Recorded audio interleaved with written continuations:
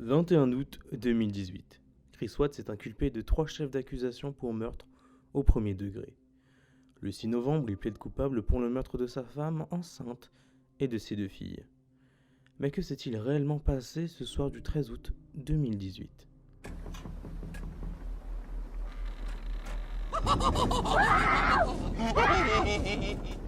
Shannon et Chris se rencontrent par tout hasard sur Facebook.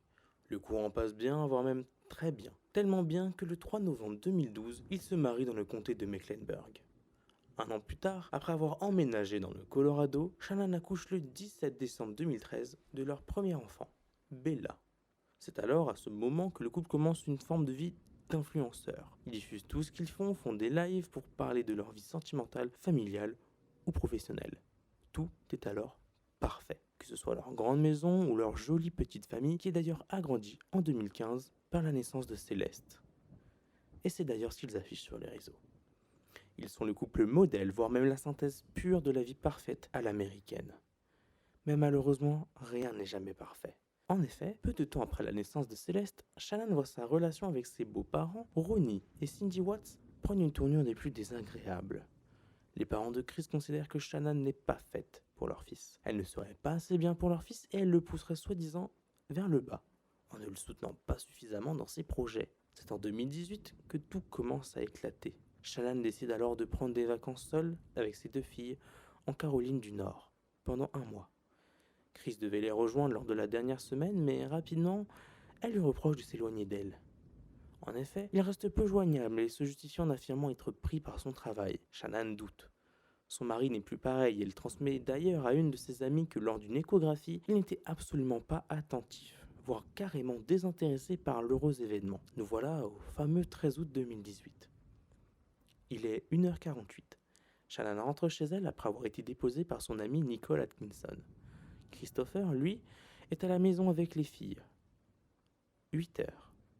Shannon manque un premier rendez-vous. Celui-ci était prévu avec son gynécologue et n'avait pas pour vocation à être manqué. Ce rendez-vous lui aurait permis d'entendre les premiers battements cardiaques de son fils.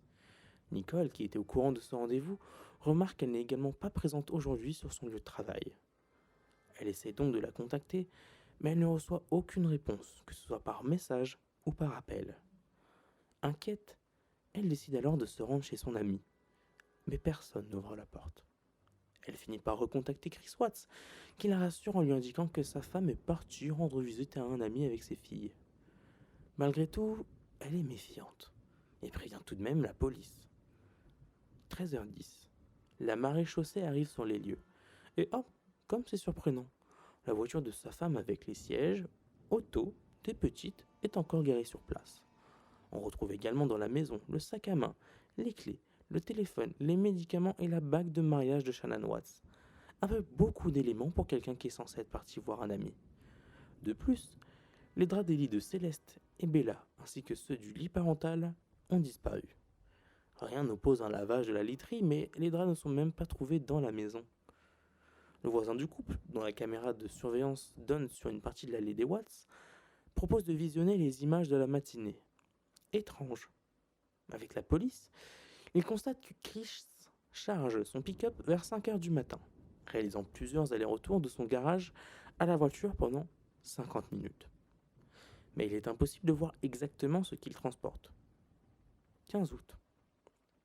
Alors qu'il a plaidé à la télé pour le retour de sa famille, Chris Watts s'est arrêté et interrogé ce détecteur de mensonges pendant plusieurs heures. Le test est un échec. Il devient ainsi le principal suspect. Il demande alors à voir son père.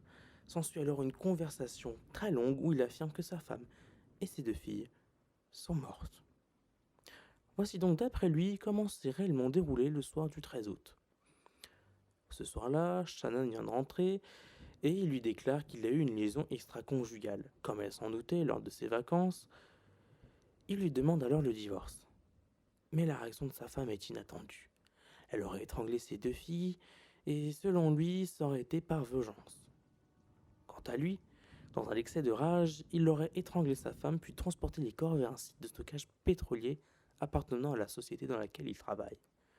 Les cadavres de Céleste et Bella sont alors retrouvés dans un gros réservoir d'huile, tandis que celui de Shannon est enterré dans une tombe peu profonde.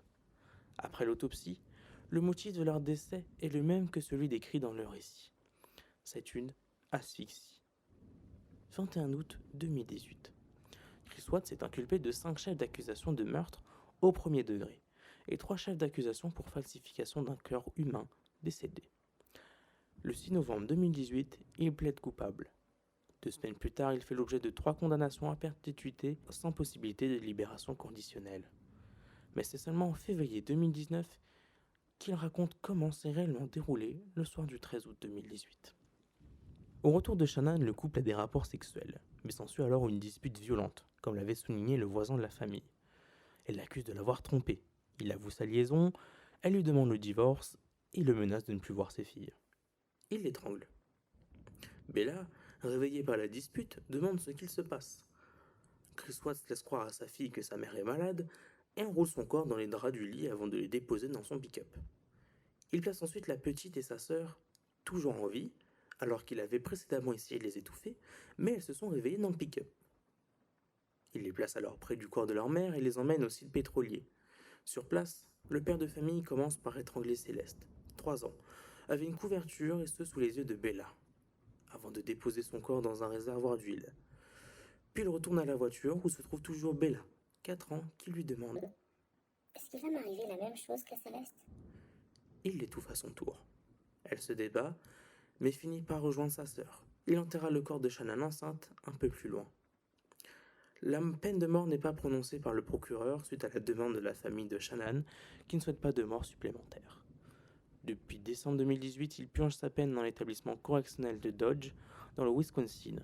Considéré comme un père idéal et membre d'une belle famille, Chris Watts avait tout pour lui. Pourtant, il a saccagé le tableau dans l'une des affaires les plus terrifiantes que les États-Unis ont connues récemment. Rien ne prédestinait la famille à un tel sort, encore moins avec l'image parfaite qu'elle renvoyait. 1 an plus tôt, sur les réseaux sociaux, Shannon discutait de sa rencontre avec son mari, qui selon elle était la meilleure chose qui lui soit arrivée. 1 an plus tard, il aura tout détruit, que ce soit ce qu'ils ont fondé, leur famille, et aura aussi empêché sa femme d'entendre les premiers battements de son fils.